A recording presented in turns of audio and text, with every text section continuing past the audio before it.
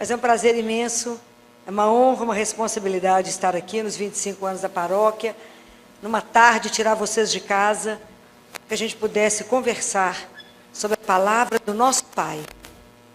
E eu falei com o padre, gostaria que vocês aprendessem a andar com a palavra de Deus. A gente tem que olhar para a Bíblia e olhar e pensar assim: esta é a carta de amor que o nosso Pai escreveu para mim. O meu pai mandou uma carta, e essa carta é a palavra de Deus. A gente tem que aprender a estar com ela na mão. Rabiscar, a minha está uma tragédia, tudo rabiscado. Mas é porque a gente precisa guardar as coisas que o Senhor falou. Então vamos abrir lá em Romanos, capítulo 12, tem muita gente com a Bíblia, muito bem. É a carta de São Paulo aos Romanos, capítulo 12, versículo 12. Quem tiver com a palavra, vamos abrir. Aprendam a ter a palavra na mão. Isso é uma arma que nós temos. É uma das armas que nós temos. É uma das armas. Então, amém ou na misericórdia? Acharam? Amém.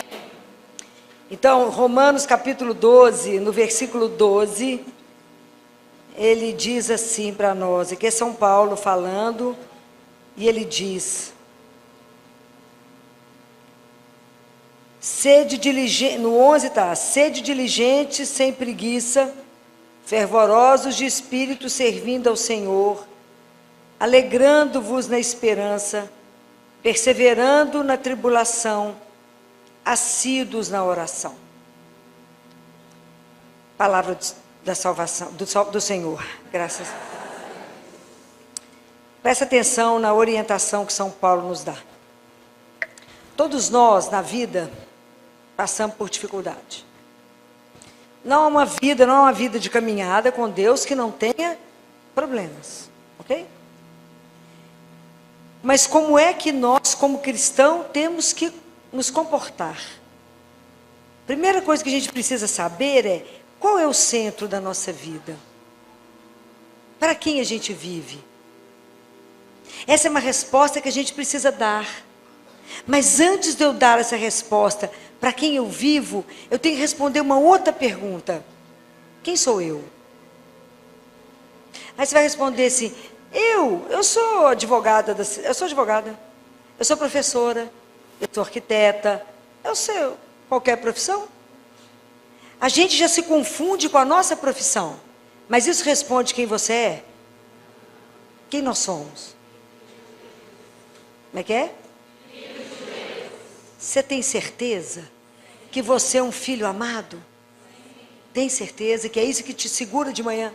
É isso que te faz levantar todas as manhãs? Saber que você é um filho ou uma filha amada.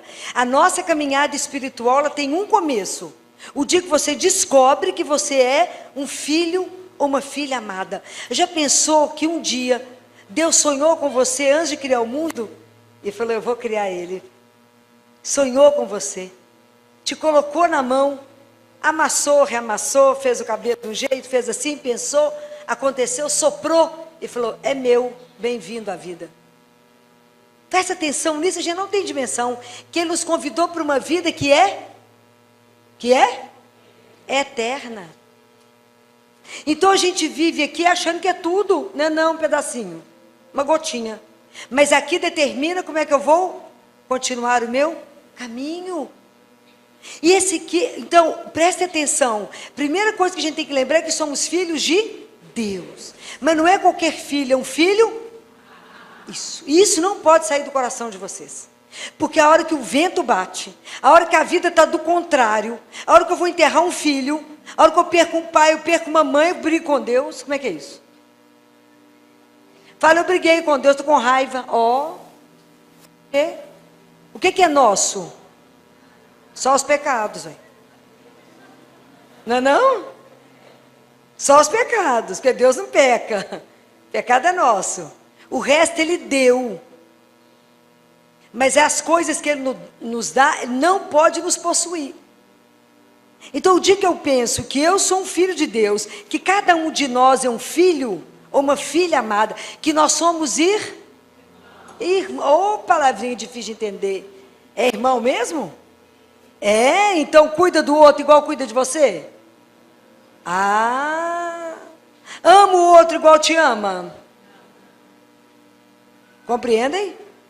Então, se a gente prestar atenção no que ele deixou para nós, ele deixou que, quando Deus fala dos mandamentos, é uma orientação que ele deixa. Ele fala, os 3 primeiros se referem a Deus, o resto se refere ao irmão.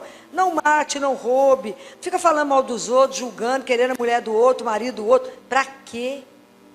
Cuida da sua alma, inclusive, porque ele pode nos chamar hoje. E nós vamos mostrar o que para ele?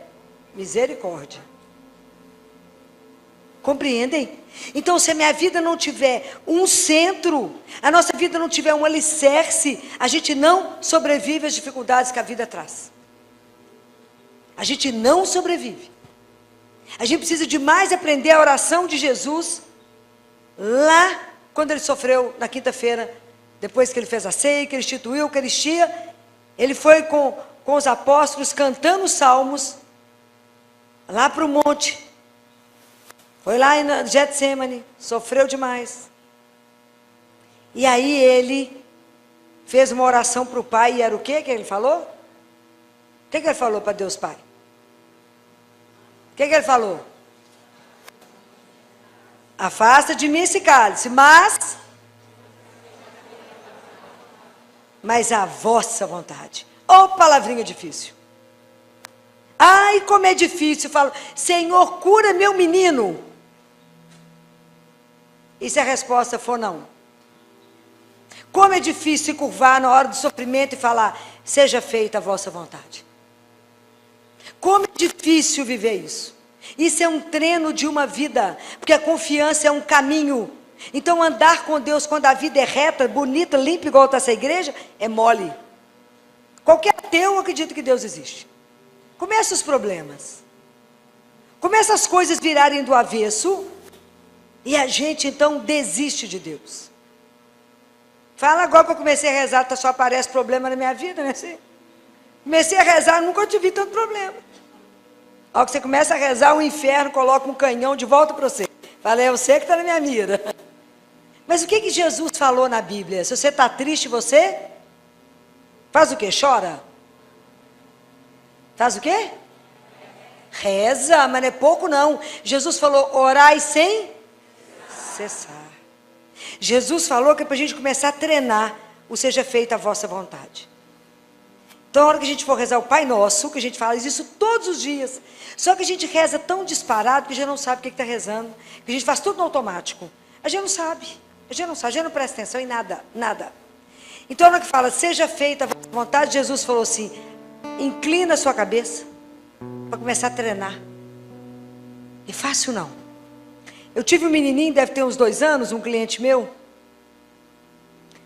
família muito doce, eu nunca vi um pai tão delicado.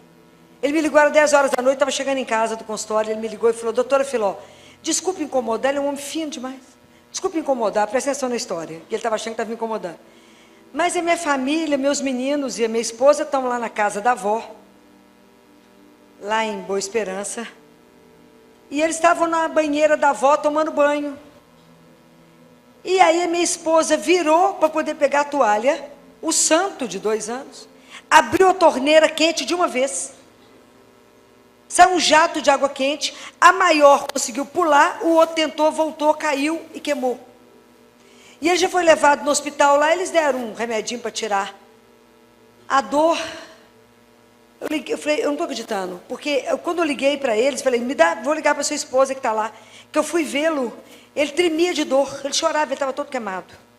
Falei, tem um avião para trazer ele aqui agora? Não, então pode pegar uma ambulância e trazê-lo agora, mas é imediato. E ele chegou grave, a coisa evoluiu, queimadura não é brincadeira.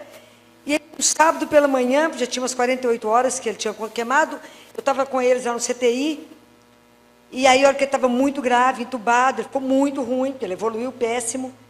Hoje ele está ótimo, tá, gente? Está ótimo. Mas nessa hora ela falou comigo, falei, vamos rezar. A ciência já fez. Quem é dono dele? É hora difícil, é hora difícil. É aquele menino lindo, maravilhoso, levado, aquela coisa insuportável, de delícia, né? Aqueles menino levado, mas é porque ele é delicioso na levadeza dele. Falei com ela, vamos rezar. E aí na hora que nós fomos rezar, seja feita a vossa vontade, Ela começou a chorar, falou, doutora Filó, que coisa mais dura. Você resolveu levar o Gabriel. Falei, seja feita a vossa vontade. Eu não vou sobreviver. Falei, vai. Que a graça de Deus não falta. É fácil? Não. Então, por isso que nós temos que ter o nosso olhar fixado em Deus. O nosso olhar não pode sair da cruz. Eu tenho que acordar e olhar para a cruz, eu tenho que andar o dia inteiro pensando nele, na cruz. Senão eu não sobrevivo. Porque o dia inteiro o mundo te tira de Deus. O dia inteiro a gente vive uma batalha. Uma batalha. Porque o dia inteiro você tem que fazer a opção entre Deus e não. É o dia inteiro. Então, todo dia inteiro você tem que estar pensando nele. E o sofrimento é aquilo que vai nos preparando para um dia estar com ele.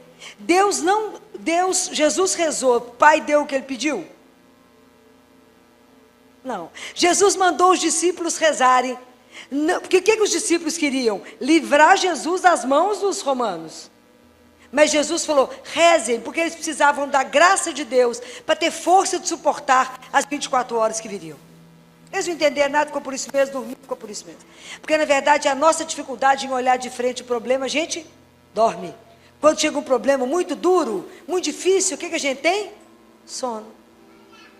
Sono. A gente evita pensar no problema.